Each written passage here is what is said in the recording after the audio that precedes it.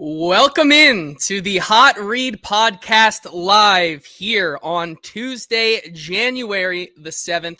I am your host, JT Ruhnke, writer and reporter here at Broadway Sports Media. You can follow me on Twitter at JT_Ruhnke. And joining me today, once again, as always, is my lovely and amazing co-host, Stoney Keeley, editor-in-chief of Sobros Network, one half of Football and Other F Words, and co-writer over at Stacking the Inbox. And Stoney, I mean, we woke up today to a absolutely ginormous mess that we are about to lay out for all of you on this lovely podcast today. However, I think as the day has gone on and things have started to come to light from different and various sources, we're starting to get a bigger picture of what actually transpired today. And I'm excited to talk about it with you, with everyone in the chat here as well, and get into some voicemails because, you know, this is also a therapy session for Titans fans. Not only are we here to make sense of what transpired today with the Tennessee Titans and their upper management, but also give Titans fans a chance to, you know, you just got the first overall pick, and now we're back to like rock bottom in the span of like 1 week. It's absolutely maddening. Stoney, how are you today? How are you attacking such an eventful day like today? I'm in shambles today. I'm just a complete and utter mess. I haven't showered. I think I've eaten a handful of hot and spicy peanuts, and that's all I've had all day. I'm drinking. It's a Tuesday. It's not even a hot read happy hour, but I was like, man, I got to have something after the day we had. But hey, the silver lining here is that if you want two guys who are all ball all day, like Chad Brinker wants guys who are all ball all day, you came to the right spot here on the Hot Read Podcast. Yeah, and we're going to, you know, we normally go for an hour, but I have a feeling we're going to go over that as people start flooding into the comment section here. A reminder, if you are watching over on Twitter or Facebook, do us a favor and head on over to the Broadway Sports Media or 440 Sports YouTube channels where you can join the conversation like Corey and Cole and Hingle McCringleberry, Eddie, Kenneth, Z-Dean, Sean, all of you guys. We're going to get to all of your comments and more today. Redemption and the return of one of our favorites, Lewis Chesney, who, even though he says screw me, he says Stoney for GM. So hey, I don't know. We're making some progress there, but good we're see you back. A couple more things before we dive into everything, as Kenneth wants us to just get in here. He says, first off, JT and Stoney, kick that positivity out the window. We're here for anger. He says furious, doesn't even describe it. We're going to stay a little positive for just a second here. Because we have an exciting announcement today. We have an announcement of our own, which is super exciting. And Stoney, if you want to give me a quick little drum roll here on your desk as I pull it up, we have a new sponsor. I'm proud to say that we are now sponsored by ML Rose Craft Beer and Burgers. 7 wonderful locations in Capitol View, Franklin, Gallatin, Melrose / 8th Avenue, Mount Juliet, Sylvan Park, and coming soon to Inglewood. They are wonderful. Oh, yeah. We are so happy to have them on board for what is going to be one of the craziest off seasons and Titan seasons in 2025. Super stoked to talk all about them and have them on board as partners this year. So thank you to them for sponsoring this. Many others on the 440 Sports Network. More on them later. But yeah, Stoney, it's time. Let's just, you know, we're going to get the cat out of the bag here.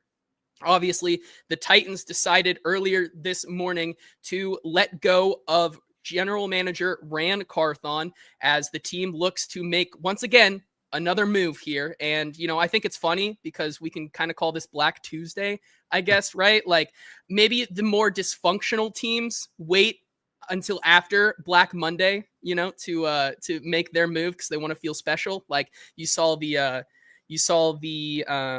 Raiders just fired Antonio Pierce. Same After thing. trotting him out for a press conference yesterday, too. I mean, maybe that's the take there. But this was the statement right here from Amy Adams-Strunk, the Tennessee Titans controlling owner. Tennessee Titans controlling owner Amy Adams-Strunk today informed Ran Carthon that the team will be making a change at general manager. I've loved the time I've spent with Ran. He's a talented football mind, a great man, and friend to everyone along his path. It's impossible to ignore that our football team hasn't improved over the past 2 years. I am deeply disappointed in our poor win-loss record during this period, of course. But my decision also speaks to my concern about our long-term future should we stay the course. I love this team more than you can imagine.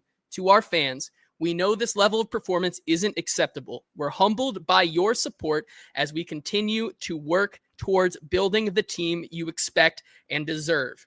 President of Football Operations Chad Brinker will lead the search for a new general manager. Brian Callahan will continue in his role as head coach.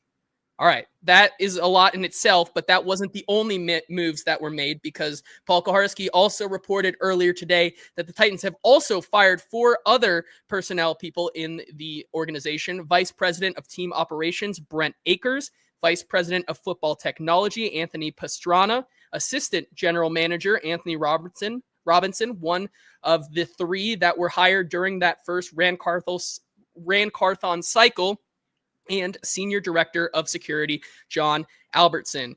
Paul Kuharsky also notes that Pastrana had been with the team since 1997 and Akers since 1998.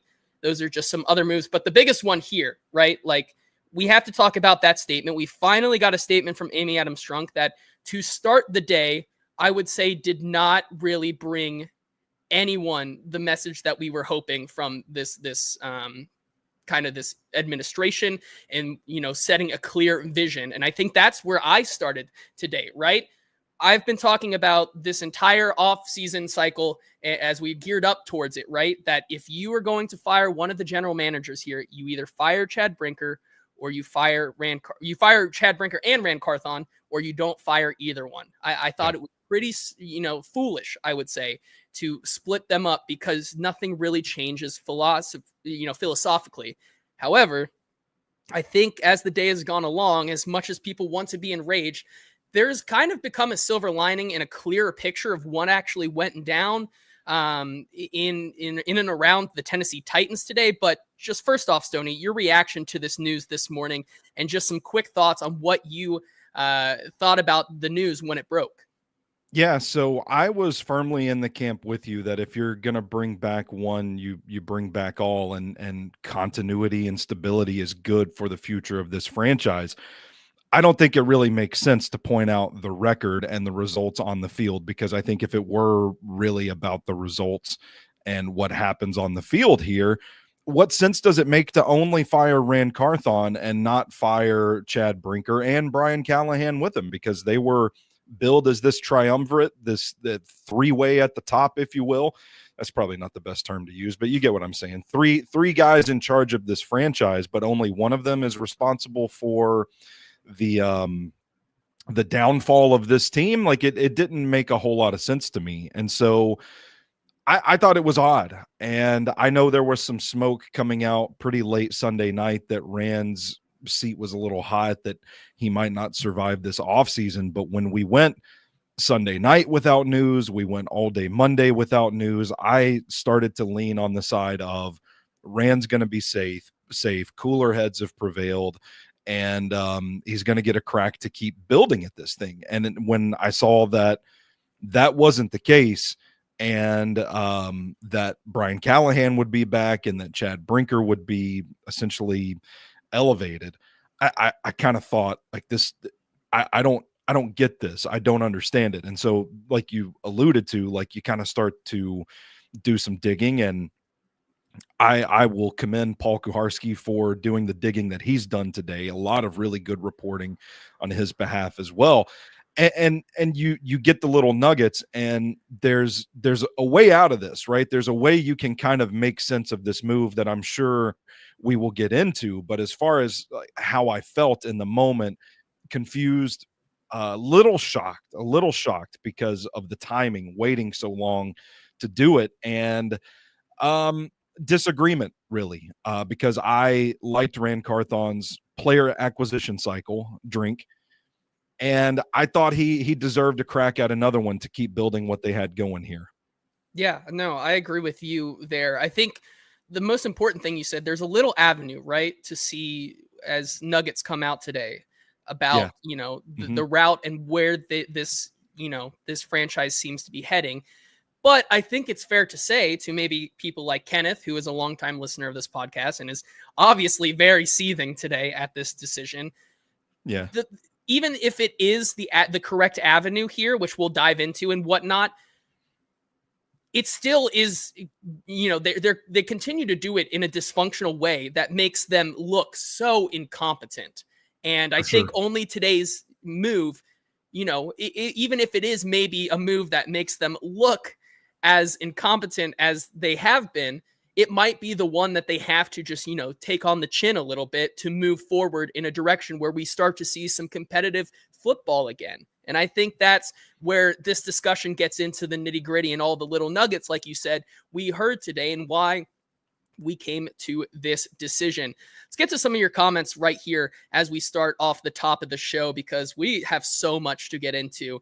Eddie saying, Stoney, tell me it's going to be fine. But, is that a possibility right now, Stoney? Can you tell Eddie that it's going to be fine?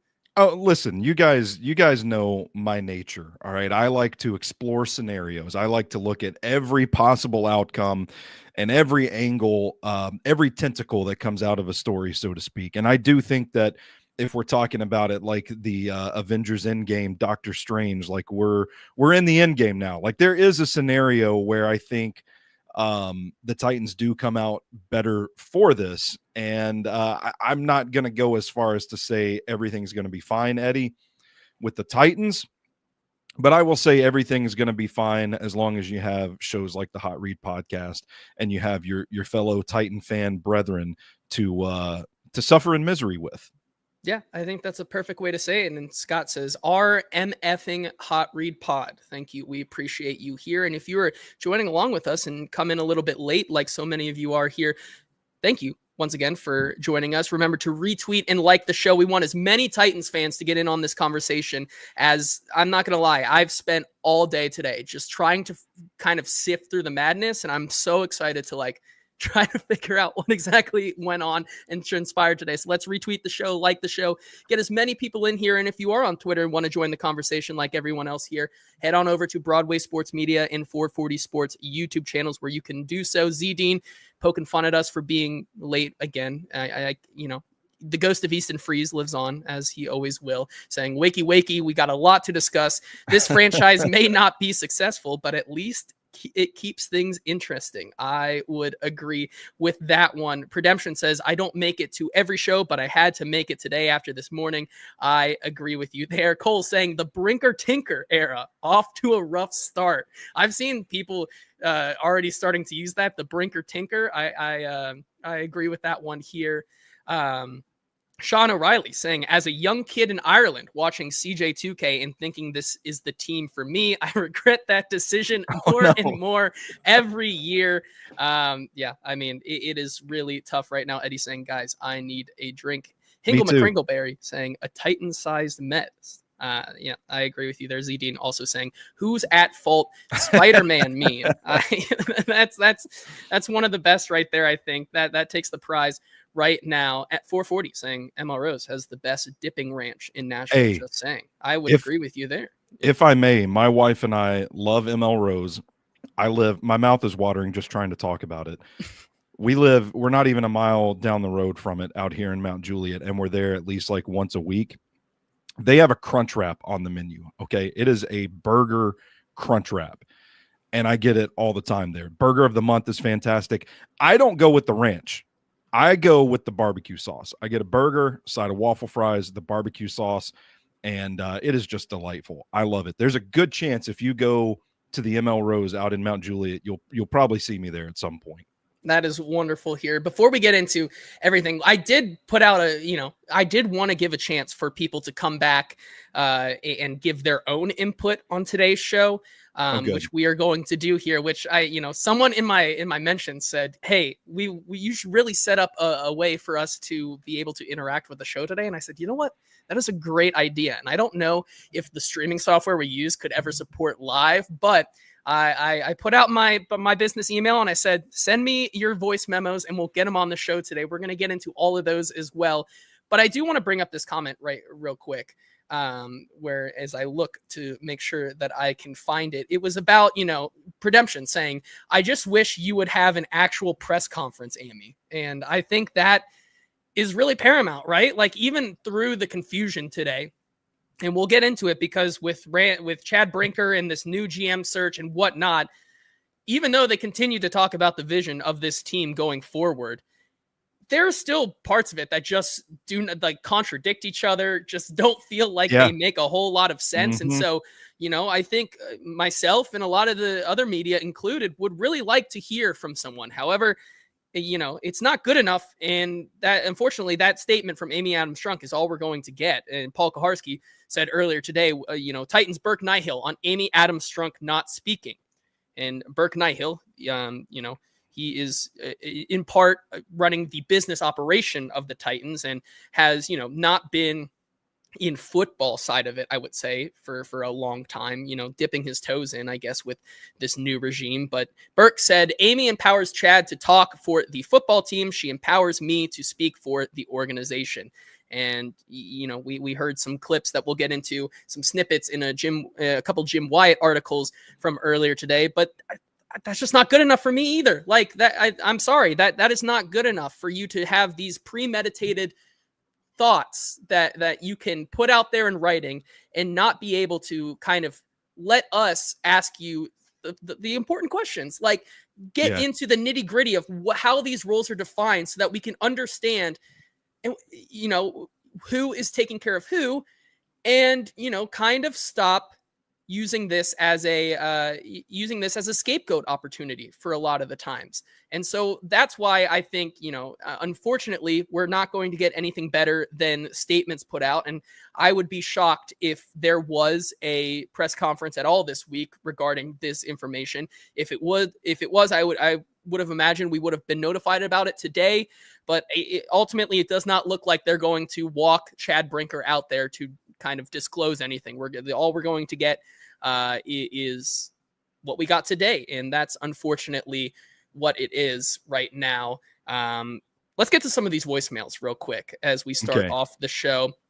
I have one here from Dylan, who said he tried sending a voice message but wouldn't let me. And Dylan says, longtime Titans fan here in Lexington, Kentucky. Truly no idea where the franchise is going to go.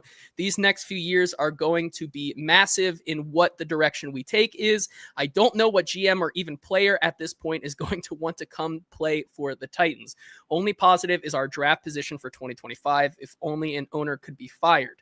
Terrible message to anyone within that organization. Would feel a lot better if we knew for sure we had a good coach. So many things are up in the air. Amy needs to speak to reporters to give some answers to the fans. How can you ask people to spend money on this product over the last few years? Terrible time to have a new stadium coming.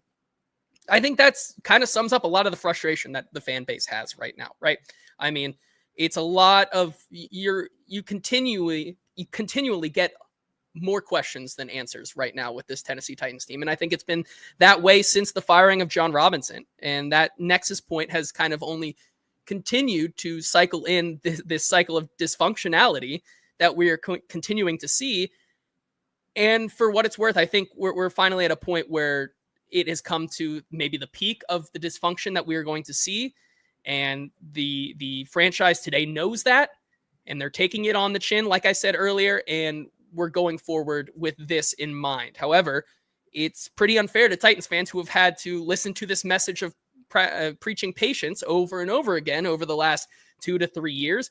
And now we're at the point where they feel like they're going to go forward with a vision that they see fit. I think that is probably one of the most frustrating parts. Wouldn't you say, Stoney? Yeah. And to your point about not getting real answers, I think there are legitimate questions that come out of this, namely if the results on the field are the issue that you're citing here, saying we haven't been good enough, then why are Brian Callahan and Chad Brinker safe? Like, why are they still on the team? And I think you can say, okay, well, if Ran wasn't your guy, why now? Why fire him now? Or like, was it really the personnel choices? And I think the fans, at least after suffering through this season, and believe me, as a guy that watched the tape at least 3 times for every game that they played this season, Titans fans suffered quite a bit this season. I think it's the least that they deserve to at least have a sort of forum for our media members to ask questions and flesh this out a little bit more so that maybe we have a little more clarity on why the decision was made, why it was made now. Yeah, I agree with you there. A couple more voicemails here as we get into them right now. Let's start off with one of the members of the Hot Read Apocalypse, one of the horsemen of the Hot Read Apocalypse, I should say. Jacob Sane wants to talk about the Titans. Here's what Jacob had to say. Hey guys, I hope you're having a wonderful Black Tuesday. Stoney, I know you said you weren't ready for the general manager position, but at this point, you either die a hero or you live long enough to see yourself become the villain. So I think it's time for you to step up and take the mantle, buddy. Thanks. Take care. Stoney, sounds like we have people calling for you to be the GM now. Your thoughts on that? Chad Brinker knows where to find me. I'm not a hard man to find. I am out here in these internet streets. Call me up. We'll talk. That's wonderful here. Another one from Andrew Trauber, who his was titled "My Application to be General Manager." So it sounds like he's going to plead to have the Titans GM position from the Hot Read podcast. Here's what Trauber had to say. This is Andrew Trauber. I'm officially putting in my hat to become general manager of the Tennessee Titans. I'm in full agreement with Burke Nile. Chad Brinker should have final authority on all football matters. Additionally, I completely understand that the job is different now than it was then when Ran was hired. I understand completely what he means by then. See, in the past, when we wanted to hire Ran to now, the difference is I will do all the things that we should be doing, and I will not do the things that we should not be doing. So I think that's exactly what they want in a general manager that just does whatever Chad Brinker wants. So, again, please hire me, Tennessee Titans. It's my competition. That's your competition right now. Yeah. We have one also from Harrison Heathcote, I believe that's how you say it, from across the pond in the UK, who wants to talk about his. I don't know why he would have picked the Tennessee Titans, but unfortunately that's where we are, just like Sean O'Reilly in the comments here. Here's what Harrison had to say. It's Harrison here, Titans fan from the UK, and all I have to say is Amy needs to get some people around her who actually know a thing or two about football. It's getting to the point now where all her decision-making is rash and incoherent. If you're going to keep Brian Callahan, why does it even make sense to get rid of Ran Carthon? It's ridiculous. I get that, especially the first part, I would say, and I'd like to touch on that before we continue going. It really does feel like, Amy's inner circle does not have a lot of football personnel around her, right? It feels more so that it is a business side in her inner circle. And so I get the frustration there, right? Especially when you have Burke Nihill, who is in charge of the business side of the Titans, telling you about the vision of this team. There's not that much indication there in that article that gives me confidence that Burke Nihill knows exactly what he's talking about when it comes to personnel. And so I think that's definitely a part of where the fan base might be, frustrated with that. Yeah. One of the guys who specifically is trying to talk to you about this is Burke Nihill, who is in charge of the business side of it and making Amy Adams Strunk her money back. Yeah, I mean, as a fan, how do you trust ownership to make an informed decision if you don't know that there are genuine football people in the circle that are helping her make these decisions? Like, I don't know, maybe we got to send the Titans front office or the ownership. We got to send them some Bobby Peters books, get them some Cody Alexander, sign them up for CoachTube, maybe send them a few clinics from YouTube. Like we got to catch people up to speed on knowing ball here if we're going to move forward with this structure as it is.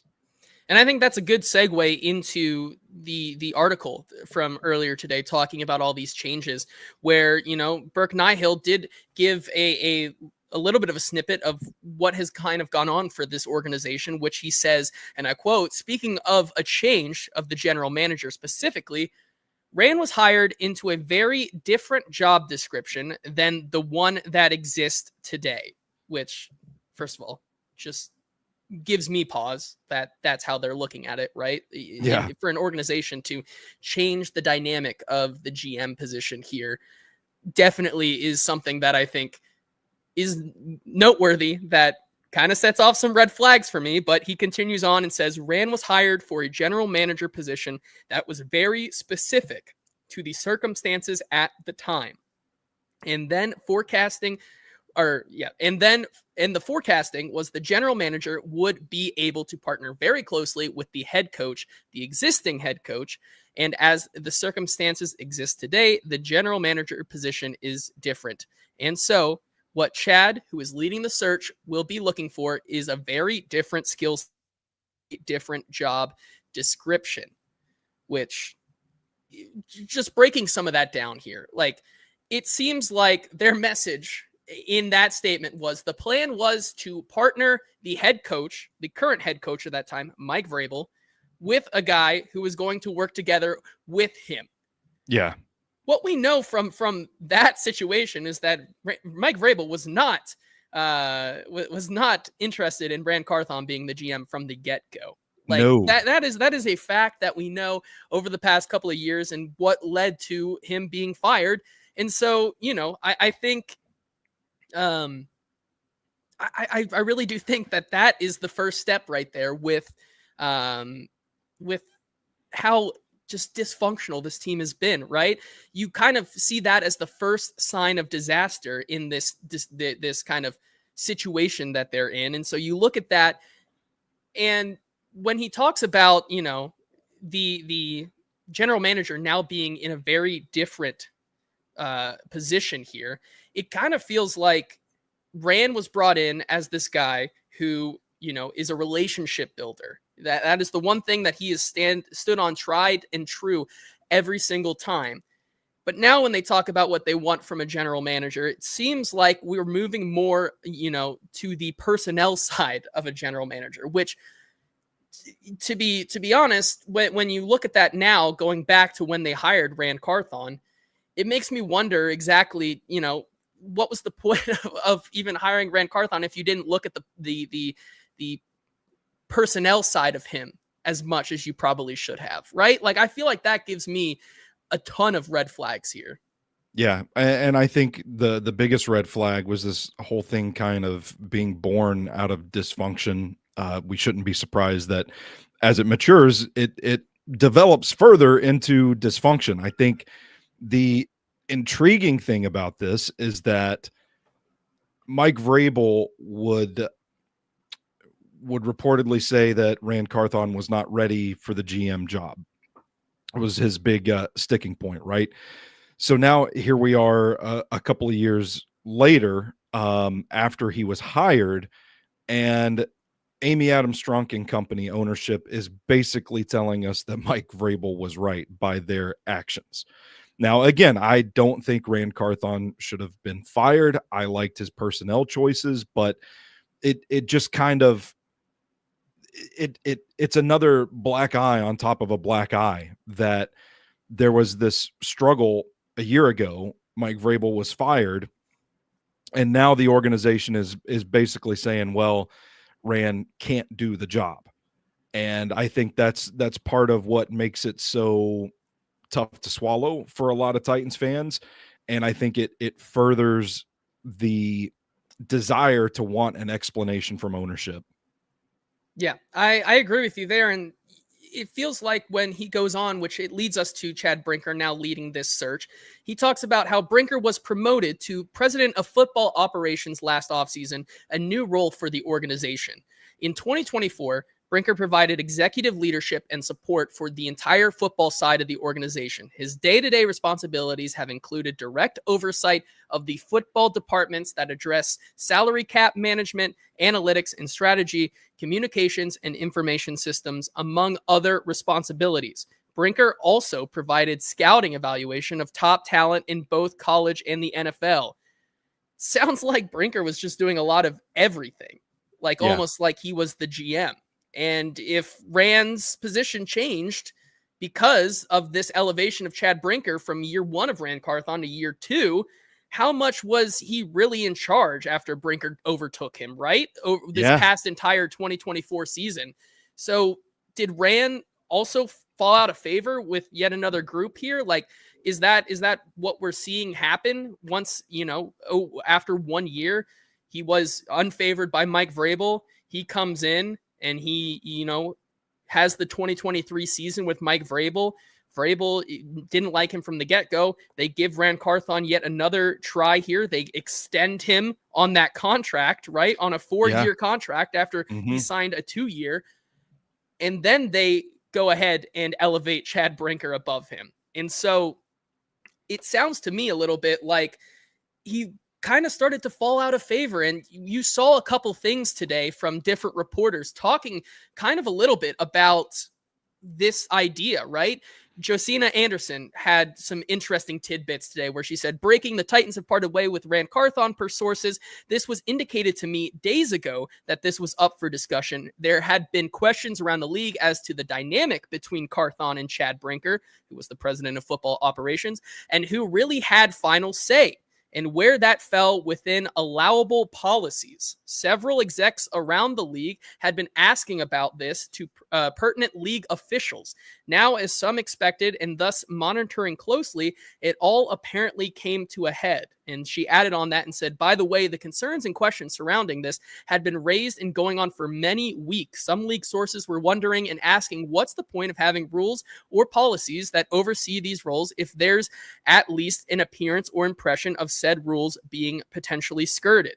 Now the Titans move on. And so it certainly seems like the Titans realized what they had in Ran Carthon, and over the course of a year and a half, decided that, man, we should try to figure out something to move around Ran Carthon, which was elevating Chad Brinker and kind of trying to find a way out of this. And I think earlier today, Mike Florio of Pro Football Talk had a great explanation of this same idea that I kind of came to with my conclusion here when he talked about this same exact idea. So here's what Mike Florio had to say on this idea that the Titans may have found themselves in a position where they did this because of the attention it was seeking in trying to make Chad Brinker ahead of Ran Carthon. And this raises a question under the Rooney Rule. And I know that whenever you mention that phrase, there will be many eyes that roll. But here's the problem. It's a rule that's still on the books, and the NFL will defend it. And the NFL has shown no inclination to get rid of it. So it's like any other rule. It's like holding, pass interference, tampering, anything. The rule has to be respected. I've asked the league how the Rooney Rule factors into this decision to take the final authority over football decisions from the GM, give it to Chad Brinker, who's the president of football operations, was promoted into that job last year. I don't think there was a Rooney Rule compliant search. I've asked the league that as well for Brinker to get that promotion. And there clearly was no search whatsoever for Brinker to get the authorities. Look, here's the reality. Like most other NFL rules, there are ways to creatively work around it. And it kind of feels like that's what the Titans did last year in moving Brinker up, and this year in giving Brinker the extra job duties. I kind of agree with him. When you look back at it right here, you talk about what Paul Kaharski also said earlier today in his reporting, when he said that there were some causes for concern in Ran Carthon's maybe ability and readiness for this job from the jump, citing things like maybe taking naps on the job almost after games, just, being late to some pro days, leaving early from some pro days, not exactly being in charge of the draft room with the Will Levis pick and things like that. All these things start to kind of paint a picture that maybe from the get-go, Ran Carthon wasn't exactly ready for this position. The Titans have kind of noticed that now. And in doing these things, kind of caught the eye of the league here after hiring Ran Carthon, and maybe have chosen to just use him as a scapegoat here to kind of not only kind of take the heat off of himself, but also put the person who has been doing a lot of the heavy lifting over the past year or so into the position of that they want him to be, right? And I think that's exactly what Mike Florio is talking about there as well. And I think, it is an interesting way to look at it, and as dysfunctional as it is, right? Like I'm not going to say that what they're doing right here is smart and savvy. No, it's dumb. It's been dumb. The decision making that Amy Adams Strunk continues to do right now is truly just unremarkably hilarious to look at sometimes, because it is no secret that the Titans really do feel like the laughingstock of the league right now, right? 2 fired GMs and a fired head coach in the last 3-ish years. You're just not going to have a lot of success there, right? But it really does feel like this was the necessary move to, like I keep saying, take it on the chin right now to move forward with where they want to be with this organization. Does that make sense, Stoney? Yeah, I do think that this is a place where you can kind of play devil's advocate a little bit. Sticking with what has been reported, you mentioned PK's piece citing that Carthon left a pro day early, slept on the plane while the rest of the personnel, scouting department, whoever was watching game tape. I know there have been people in this circle for quite some time that have been floating the ideas on their shows out there that, hey, people in the building don't really know what Ran Carthon's doing on a day-to-day basis. And for me, I wrote a lot of that stuff off and said, there's a lot of people from the last regime that are still in the building. Like, you don't know where this information's coming from. It's really hard to pin down in concrete fashion. So I just don't believe it, because I look at the track record of Ran Carthon. But to bring those people up, like they're doing victory laps today. They are doing victory laps because a lot of the things that they said have come to fruition. And I look at it and I say, Stoney, what if you were wrong to doubt those opinions? And if that's the case, and this was the dynamic in the building, then I do think this is the spot where you kind of cut bait, so to speak. And when I go back to the question I asked you earlier in this show, what sense does it make if results are really what this is about, to fire Carthon back, but to retain Brian Callahan and to retain Chad Brinker? What sense does it make? Is because it's not actually about the results. It's about what's going on in that building. It's about stuff like this that has been reported, and the general sentiment there. It sure as hell looks like Mike Vrabel might have been right in that scenario. And I think in a way, you can Occam's razor this thing and say the simplest solution here, the simplest idea here, is that all of those rumblings we heard, there might have been more weight to them than people like me were willing to give them credit for. I ultimately agree with you as well, because you kind of go back and you think about that narrative, right? Who was at the Senior Bowl last year when that was a huge thing on certain radio sports talk shows, right? Who was there? Chad Brinker. The Titans end up drafting 6 out of 7 Senior Bowl guys. Yeah. Like, you can start to kind of make some connections there that Brinker seems to have had his hand in personnel as well, which only furthers the idea of what exactly was Ran Carthon doing, which gets us to the point we are at right now. And I think that's, as you know, in the comment section here, Scott says it just makes it all look, and that's what you get when you're a dysfunctional organization who, I really did feel like this team was going to go in a direction and had that idea set with the big three of Carthon, Brinker, and Callahan. Yeah. Today showed me that was not the case, right? And go ahead. Sorry, finish your thought. I was just going to say it showed me that may have not been the case at all. And those are unfortunately just the things that none of us in the media can see unless we're actually able to talk and understand what the clearly defined roles are here, which once again, we'll get into it right here. We may not know and probably won't know as they go and find a new quote unquote GM. Yeah.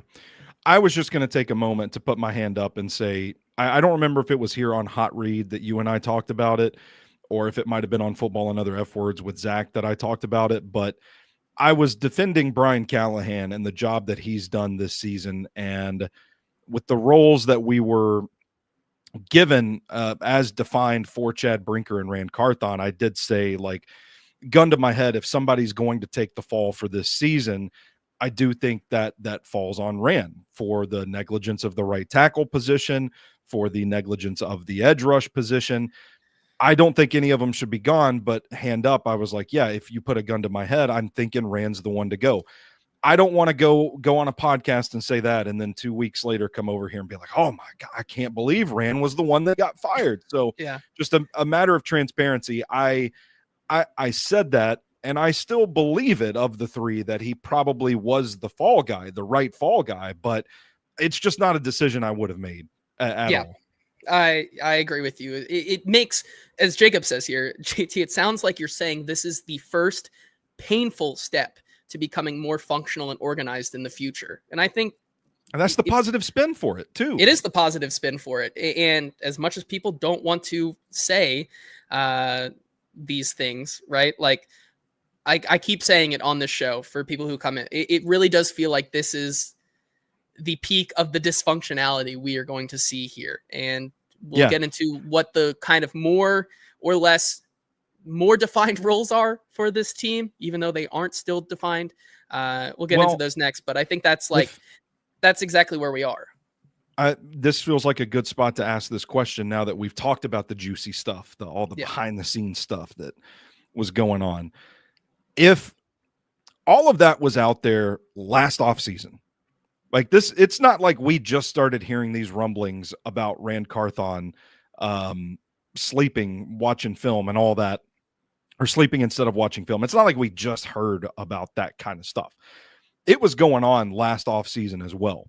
So if that was making its way through the media and to us, then you knew about it last offseason. Why didn't you, when you decided to fire the head coach, Mike Vrabel, why didn't you fire him then? What's changed about that stuff from another year? If those instances were true then and they're true now, why not make the clean break a year ago? And that is another question that I think would be fair to ask the ownership group. It really would, Stoney. And the unfortunate fact is that we most likely are never going to get that answer. And that's maybe a red flag, because that's only going to continue to cycle this dysfunctionality in what we are seeing. And it's all insane. It's all craziness.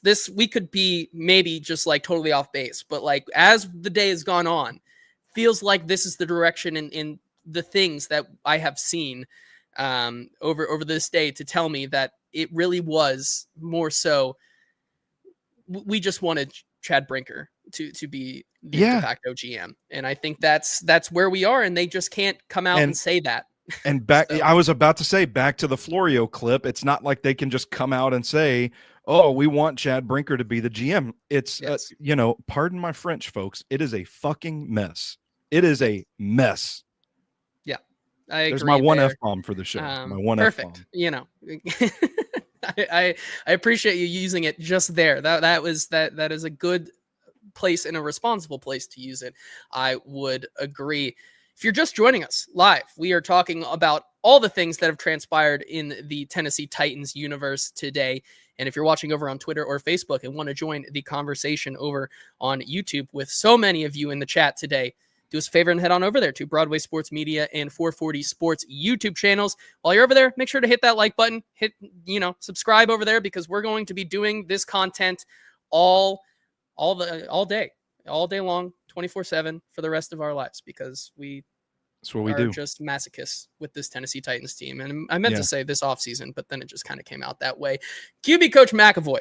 Perfect segue. Thank you so much. You're really the GOAT. Can we talk more about the burgers and craft beer? You read my mind, because that's exactly what I'm going to do right now. Because once again, you see that little thing right down there? They're brand new. We are now brought to you by ML Rose. 7 wonderful locations to get all of your craft beer and burger fixes on in Capitol View, Franklin, Gallatin, Melrose, Mount Juliet, Sylvan Park, and coming soon to Inglewood. It's a great place to go and watch a football game or just hang out with some friends, because they have over 25 beers on tap. I like their new ML Rose Owl Lager and their fried pickles and peppers. That's my favorite combination over there. I'm a little bit of a sweet, a sweet and the spice guy with my fried pickles and peppers. I think those are the must try. But wings, sandwiches, and of course their craft burgers. I know you were just talking about the crunch wrap. I've never seen another place make a crunch wrap burger, and I think that's so just good. one of my favorite things that they do over there. Burger of the month this month is a chopped cheese supreme. I have not tried it yet, but I need to definitely get over there and try it out for sure. Maybe I'll do it tonight as I try to eat my feelings away about what has gone on today. It might be in my future today, but it should be in your future as well. If you are just as stressed out and angry over the Tennessee Titans organization like we are the past, 24 hours or so, you should head on over to Melrose and get your fix on, because they have everything that you could need in a restaurant. So thank you to ML Rose for sponsoring the show and being partners with us throughout this 2025 offseason and beyond. Let's talk about, we talked a lot about Ran Carthon, right? Let's talk about Brinker now leading the charge. What exactly is he looking for here?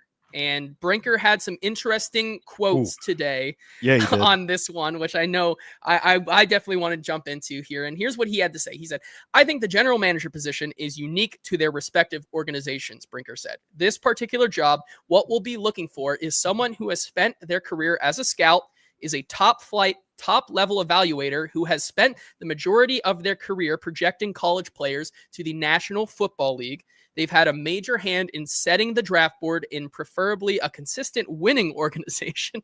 Yeah, we don't want anyone from the Cleveland Browns setting our draft board, I guess. And you can see their fingerprints all over the roster.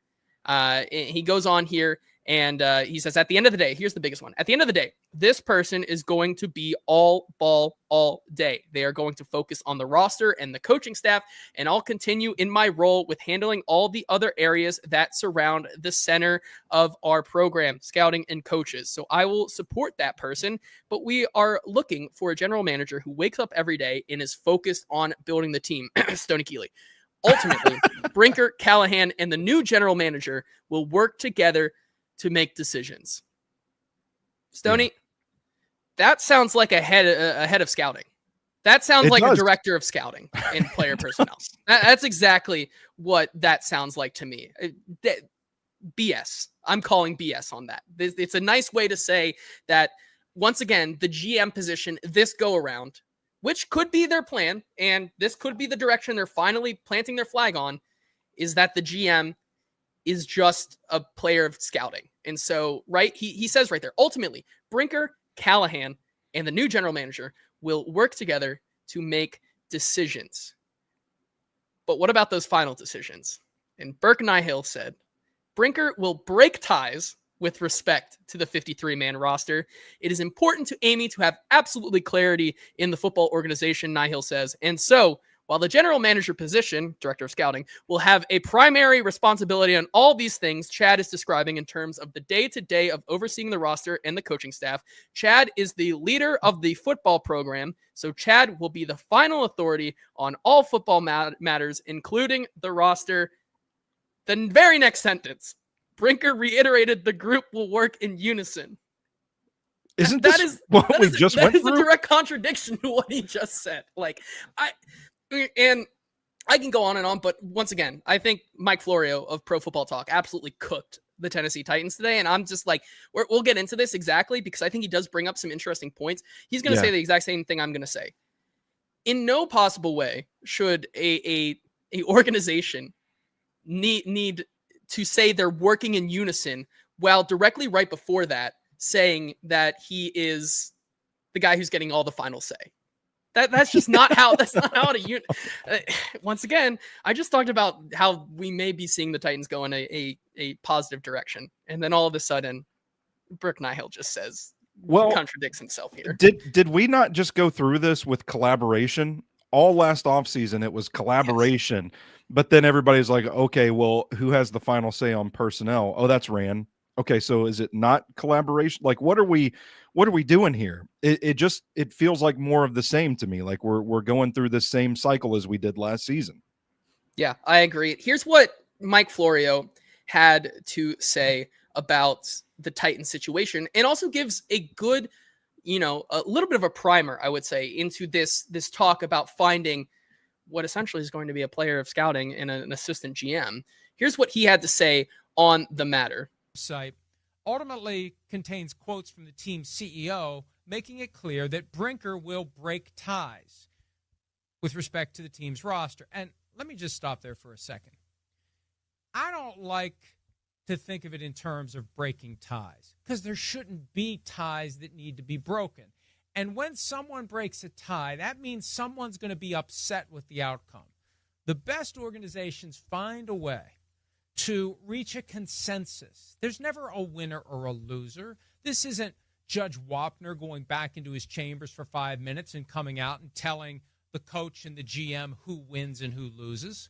So I don't like that phraseology. I don't like that vibe. There should never be ties to be broken. Everyone should be on the same page. And in the best organizations, everyone is. Basically, they're looking for a director of scouting to hold the title of GM. It's not a GM job. It won't be a GM job. And here's where they're going to have a challenge. If they're looking for someone from another team, the fact that the GM won't carry final say could complicate the effort to take someone who's currently under contract. They might have to go outside of the industry, at least the current 32-team industry, like the 49ers had to do when they hired Kyle Shanahan, who ran the show. They had to go find a John Lynch to come in because they couldn't pluck a director of scouting or some other front office employee from another team who didn't have final say over the roster in the draft. So they're creating a unique situation on the fly. They're giving more power to Brinker. And this raises a question under the Rooney Rule. And I know that whenever you mention that phrase, and that's where he goes into the Rooney Rule and whatever happened there. But Yeah. I think he brings up a good point. I think it's going to be tough to find someone, and I think we saw this a lot in our comment section here earlier. I would love to go back and find all the people who are making this point. It's really hard probably to find someone who is willing to take the job title of GM without actually being the GM, especially for a team that has been so dysfunctional with this team right here, right? Like, I think it's going to be tough, and it'll be interesting to see who their candidates are for this position and getting into that, because ultimately, now here's the thing, right? If we did live in the world where Chad Brinker was the one directly responsible for a lot of the draft picks last year, I'm kind of on board, right? We saw what went down last year in these past 2 years, I guess you could say, about these drafts that have been pretty positive for the Tennessee Titans. And we'll talk about what, Chad Brinker thinks about the best way to build a team. We're seeing some of these young players kind of develop and grow within the system in this kind of practicing of patience, if you will, of this team. And so, like, I would be interested to see who they bring in. I think it's going to be tough to find somebody from an organization that, has really shown their chops in this aspect, because why would you want to go to this spot, right? Like, I don't think you really would want to do that, but we'll see. I just think that is very interesting. But like Florio said, and Bloodwork asking, what does he know about the Titans? It's not what he knows about the Titans, and what he knows about how the league works. And when you look at everything that's gone on today with the Titans, it paints the picture that Chad Brinker is going to be the general manager of this team, and they're going to find someone to be an assistant GM who has the title of GM. Stoney, any other thoughts on that? Is there still a scenario where they conduct a search and it's like, oh, we couldn't find our guy, we're just going to name Chad the GM? Like, why does there have to be a third person involved in this brain trust at all? I think that's a great question, right? Like, honestly, I think things would have been a lot clearer today if they just said, maybe that's why. Maybe it all goes back to that idea, right? That they had to kind of make Ran Carthon the fall guy here. But because of what they've been doing over the past, 2 years, kind of elevating Chad Brinker into that role, you kind of have to go find somebody, to keep the watchful eye of Big Brother, the NFL, and their rules kind of appeased. Yeah, it just seems like a messy way to solve this problem. I think the easiest thing to do is to just make Chad Brinker the GM, Brian Callahan's the head coach. You move forward. Yeah, I mean, I agree we're just adding more cooks to the kitchen here. Yeah, and it's pretty tough here, I would say. Let's get to some of your comments as well, because you guys are being you have a lot of opinions here, and then we'll get to some other voicemails before we get into kind of where this team is headed in the long run. Kenneth saying Chad Brinker basically pulled a little finger and stole Carthon's job. Now we'll hire a powerless head scout with a GM title. I mean, I think that's a crude way to say it, but I'm not going to sit here and say you're not wrong. Like, that's how I feel about it. Z Dean saying I was mad at first, but with more info coming out, seems like Ran didn't do a lot, but that is also coming from the people that fired him. I think that's a grain of salt to take for sure. I think that much like with the Vrabel side, that there were grains of salt to be taken on both sides. And will we get any information on that? I'm not sure, but that is a good point. I will say that there are two sides to every story. Fair to say that, I would say. But the fact that there does seem to have been like so much division within the building, and even within our media group getting like conflicting information, and like we talked about the contradictory messaging from the organization earlier today, I think that's another nugget that kind of speaks to the dysfunction of this whole thing. Yeah, I agree with you there. Scott saying NFL people are way too stuck on the GM title. President of Ops can run it with final determination power. I think that I agree with you, but it gets into the nuance of what happened earlier today for sure. Jake saying, make no mistake, the Titans are the laughingstock of the league right now. Also saying one day the sun will explode. We can all take solace in that. Let's move off that note to Corey, who says, Stoney, you are looking beautiful as usual. Hey, Corey. Corey's getting in here trying to try with a little bit of Riz here. Wyatt asking, did Jaquan Jackson kill Ran? I think that's the biggest question.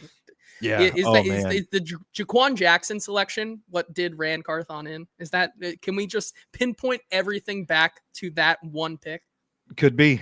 Could very well be. Yeah. I agree with you there. Sean O'Reilly saying, I think being so bad with the media didn't help him either. I can't remember Rand speaking at all during this year, and it's because he didn't.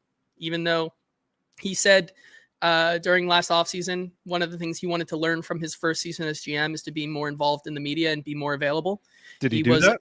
No, he was available for one 5-minute conversation with Nick Suss, who does great work, but it was in the corner of a locker room, and it took 4 tries for Nick to get him to say anything. So, I can also look at that, you can look at that as well, I think.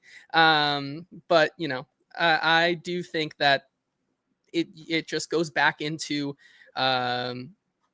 what we've been talking about is kind of the writing on the wall here. Jacob saying, why does the NFL have say in an organizational internal power structure in the first place? I think there are some helpful things in that motive. The NFL acceleration program, I think, is a good program for the most part. It also it takes two to tango. And when you have an owner who is easily swayed by things and just kind of lacks the correct football personnel around her, I think maybe that's where we see those things. And John Gall saying GMs rarely talk during the season here, but I feel like even if this team now moved forward with a guy like Chad Brinker, I think this is as good of a time as any for Chad Brinker to talk, right? Even though I don't think he will, I do think that that is an interesting point, right? We saw a team like the Patriots. We saw Robert Kraft come out and say, this is on me. I messed this up. Could we get something like that from this organization who's taking all of this stuff on the face today and deciding to go in a different direction? We could, but that's just not the reality of how this team conducts their business or ever will conduct their business. And I think that's where we are right now. Any comments on that, Stoney? No, I'm good. I'm good to Okay. keep it Well, rolling. let's go to some of these voicemails here, because I do want to get through a lot of them, because you guys were so gracious and so, cooperative when I sent that out. And we appreciate you guys wanting to get in. Maybe we'll do this more throughout the offseason. If they have draft questions or takes, we can do some Q&As and stuff like that as I we like get that. closer to the draft. Here is another one of the horsemen of the Hot Read Apocalypse, OKC Titan, with his message about the Tennessee Titans. Hey, Hot Read Pod. This is Wyatt, OKC Titan, here with River on Leatherworks. I've got a question for you. With Ran Carthon gone, are the Titans finally admitting that the process was broken? Or is this just the equivalent of slapping duct tape on a sinking ship? Also, I bet Easton is somewhere claiming he predicted this while drinking a LaCroix. Yeah, I'll hang up and listen. Appreciate you. Okay, that's a good question, Stoney. Like, even after, is this still just another move to save face and kind of patch up the board side of the pirate ship here before it sinks even further? Or do you think that this, like we've been saying so far, like, do we really believe that this is the peak of dysfunction? And this isn't just, we're not going to look back on this in a year or so and be like, it just once again was just another step in the absolutely clown show that is the Tennessee Titans right now. Yeah, I think there's probably an optimistic way of looking at it and a pessimistic way of looking at it. The pessimistic way of looking at it is pretty obviously this ownership group doesn't really know what it's doing, not exercising patience, throwing the wrong person under the bus, so on and so forth. And we're going to be having this discussion again next week for a fourth season in a row with either a head coach or a GM change. That's not good. I think the optimistic way to look at it is this is the sort of final straw. And I think this is potentially Amy Adams Strunk saying, oh, you know what? We made a mistake. The system didn't work. The candidate we hired did not work. We're going to cut our losses and move forward with Brian Callahan and Chad Brinker in place and give them a shot or a chance to right the ship. Yeah, I agree with you there on that one. Here is another one from Eldon English, who I believe has a question directly for Stoney right now. Oh my I believe God. That's who he's asking for in this one. Hey guys, I have a question for Stoney. Hey Stoney, are turtles? I knew quote, it. I knew nature's it. D student, unquote, as Stewie Griffin suggests in Family Guy? I look forward to your answer. I'm still not going to answer it, Eldon. I'm not going to answer that question. That's the bit. That's the bit. He asked me in a Sobros mailbag once, I think 5 years ago, and it just repeatedly shows up here and there. And I just say, no, I'm not going to answer that. I love it. Here's one from another horseman of the Hot Read Apocalypse, Paul Bakke, asking about specifically how this translates to the draft. And I think this is something that not a lot of people have talked about today, but I think it is a good point to bring up. JT and Stoney, the Titans just put a major hurdle in front of drafting Shedeur Sanders because Deion said his criteria was stable management. How are you going to convince him that they've got some stable management if they want him? I think that's a fair question. I don't know, Paul. I don't know, Paul. I don't know either. Man, it's tough, right? Especially when you see the tweet from Deion Sanders, which was "wow" in all capitals earlier today. What exactly does that mean? I don't know. So, like, what happens though? Oh, go ahead. Sorry, I didn't mean. I was just gonna say, like, there are real, even before they begin this offseason cycle, like we were talking about, and I'm sure Chad Brinker and his scouting staff have already gotten a hand and looked at Shedeur Sanders, but even getting to meet the guy who for my money's worth right now is QB1 and a very popular decision for the Titans to make in the draft right now. You're bringing in that kind of personality, someone who, just like they've had in the past, like Mike Vrabel, had some standard guidelines and structure that they want when they're looking, when they're that top of a talent like that. How are you going to make your case to someone like, Deion Sanders and them? So here's my question, JT. What could the Titans get if they drafted him and then he forced a trade? Like, is that the most likely trade back scenario? That's interesting. They draft Shador and then he forces his way out. So like the next thing you know, oh well, here are the Cleveland Browns with the 3rd overall pick and Myles Garrett. I honestly, could you that might be work? cooking there. Could it work? I don't know, but I think anything is possible after today. Get to some of the last voicemails because some of you are just absolute clowns today, but I still want to get to them. But I have to give a shout out to one of our other sponsors here, Sinkers Beverages, who, have been serving the local East Nashville community for almost 40 years. They are a 4-time Best of Nashville Liquor Store of the Year. You got to join their in-crowd over there when you need all of your spirits and wines and liquor needs. Obviously, on a day like today, could be a good idea to make a trip out there as well. And you got to join their in-crowd when you go out there and get your medicine to cope with the Titans being a dumpster fire right now, because that gets you their special benefits, allocations, and biweekly tastings that you can only know about when you sign up for their in-crowd. And we talked about on Friday's show how we were going to do a Hold My Beer Award sponsored by Sinkers Beverages, and I was going to have a couple different candidates, but I think we just got to give it to Amy Adams Strunk because she really today said, hold my beer. And did the thing we didn't think was going to happen. And so I think that's where we give it, even though Will Levis had a wonderful season of hold my beerish things, Amy Adams Strunk pulled the ultimate one today. And I think that goes to her. Thank you, Sinkers Beverages, for sponsoring the show as well. So Stoney, where do they go from here? Right. And there was another article that Jim Wyatt put out today where he got to talk to Chad Brinker yet again. And Brinker chimed in by saying, so if the question is, what is our vision? We're going to be a draft and develop organization. What does that mean? Number one, it means we're going to build the core of our roster through the draft, and we're going to be selective in free agency. Number two, it means we're going to emphasize player development, particularly our young players. And number three, once those players are developed, we're going to be looking to retain our core performers, our very best. I grew up in this system. It's what I know. It's what I believe in, but it requires patience over panic. It requires being disciplined. Disciplined people with disciplined thought and disciplined action. Oh, boy. But it's also a system that's been proven for over 30 years. And the question I have to ask about that is that wasn't it literally just last offseason that we were supposed to be patient going into that season and given time once again in a little bit of a rebuild?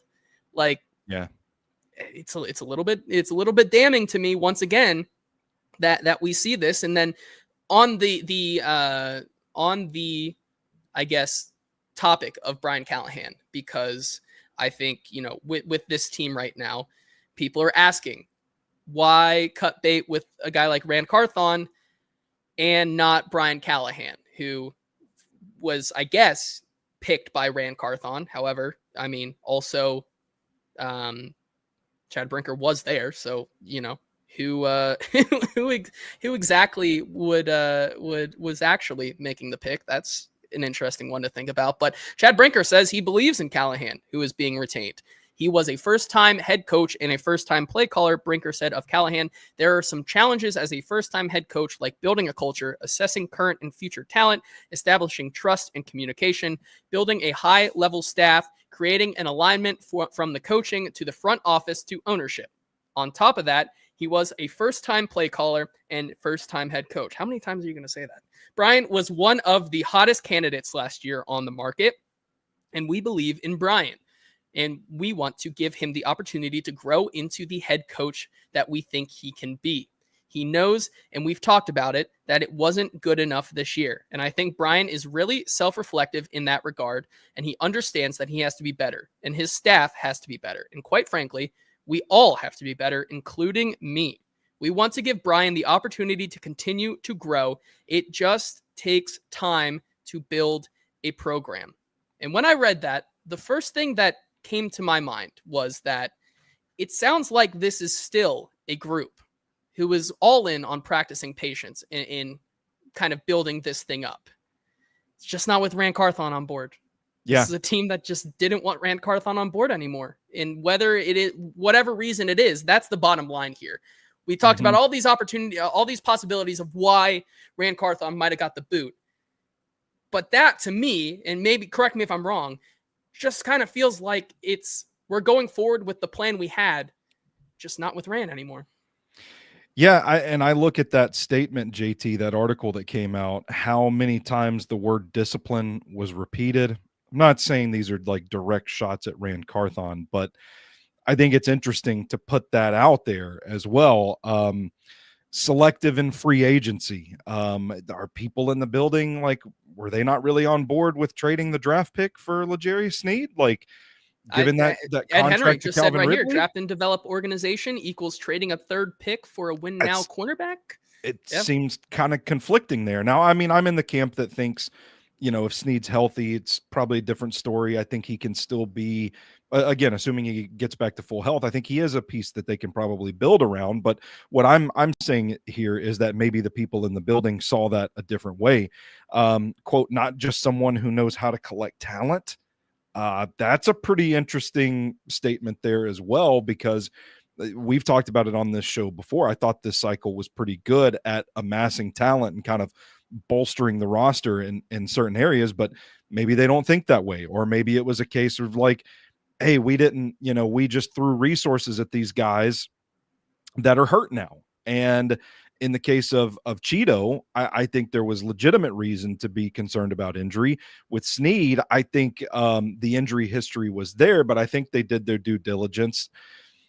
I think that doesn't mean that the people in the building think that. So I do think that it sounds like there were some feelings towards Ran Carthon in that building, and they ultimately make this move. I don't necessarily agree with it, but I think you said it best, JT. They wanted to move forward, draft and develop, show patience, and they didn't want Ran Carthon to be a part of that. Yeah, I think that's the bottom line here. And so I think that is where perfect way to summarize it up. Everything that they've wanted to do, they're still doing. It's just for one reason or another. Yeah. Ran Carthon was not the guy they wanted to do it anymore. And I think that's plain and simple. Let's get, before we get off here, just a couple more comments here from the comments section. Cole, I mean, kind of saying what we said, who in their right mind wants to be the GM here after seeing what transpired? How do you think Brian Callahan feels going into next season after seeing this? I agree. You mean, Kenneth also says it best right here, where they said, congrats, Brian, you'll be fired at the end of the season. And Damon says, if the offense struggles early next year, I feel like Callahan's seat is going to be scorching. Like I don't, and that's the thing, right? With this team, if you go and get a guy like Shedeur or Cam Ward, and he has his rookie struggles, what is that? And then we see a move like that. What does that say about your message of practicing patience and whatnot? That's so interesting to me. JT, it kind of puts them back in a position where they were this last offseason, where you're hiring a new head coach to come in and inherit a quarterback that he didn't draft. I mean, come on. Oh my God. Yeah. Yes. I hate good. I hate that you just put that in my head. And now I just feel like it's the definition of insanity. We're going insane. I'm now on this ship because I have to be. And not exactly, I would love to be somewhere else, but I have to be because it's my job to all of you. But yeah, we are going into a cycle of madness here. MB saying 2 GMs and 2 head coaches in 3 years. They're an embarrassment. And I've cheered for the Oilers / Titans since 1987. It is tough. It is one of the hardest times to be a Titans fan right now here. Jake Nelson saying, yes, this is the Strunk playbook. You fall out of favor, you get fired. She doesn't care about winning. She just wants to hear the things she wants to hear. Anyone who disrupts that gets the axe. And I think that to kind of put a bow on it there, it brings back the idea that it's really tough for an owner to not have the kind of personnel that you need around this team or around her in the personnel division to help with these decisions, right? I think that's the most frustrating thing, that we continue to see her inner circle kind of look towards the future, and maybe it is kind of trying to save some of the face and build some positive momentum here as they gear up for a new stadium. But at the same time, it may the decisions that she makes may not be the best for her team's performance, right? And this team is going to make money either way. I mean, most teams in the NFL do, right? Like, regardless, like, this team is going to make money. It's just how they make money. It may not be the way result in wins, right? And I think that's one of the biggest things there. A couple more voicemails before we get out of here today. Couple more from Daniel Frazier here, who wants to talk about the Tennessee Titans. Hey guys, thanks for having me on today. The issues with this team started in 2022. J-Rob's shine had already worn off some after failed moves for Bud Dupree and Julio Jones especially, and then 2 really almost fully dud drafts. But the trade to A.J. Brown is what really led to his firing and for the trust to erode. And I feel like the lack of decision making in the organization is because of that. That's just my read on it. It's Miss Amy saying I can never trust anyone ever again. But you can't have that lack of decision making and leadership in an organization. From there, she tries to build with with Vrabel. It doesn't work. Vrabel and Carthon were a forced pairing.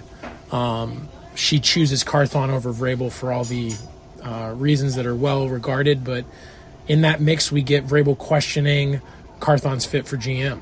A year later, it feels like all of those worries are confirmed, and it does feel, though, now we have Callahan as coach, Brinker as the new J-Rob, but with J-Rob's old role as president and GM split into 2 positions, where you'll have a GM focusing on the roster and the final decision maker and head of the organization being Chad Brinker. It's sort of a weird setup. The way we got here is very clunky, but I will say I'm somewhat optimistic that we had several bad years from this A.J. Brown trade, and that maybe, just maybe now, with this number 1 pick, we're starting over with Callahan and Brinker and a yet-to-be-determined general manager, and that maybe things can finally move forward. And maybe Carthon just wasn't the right guy for the job as things shook out. It's sort of looking that way.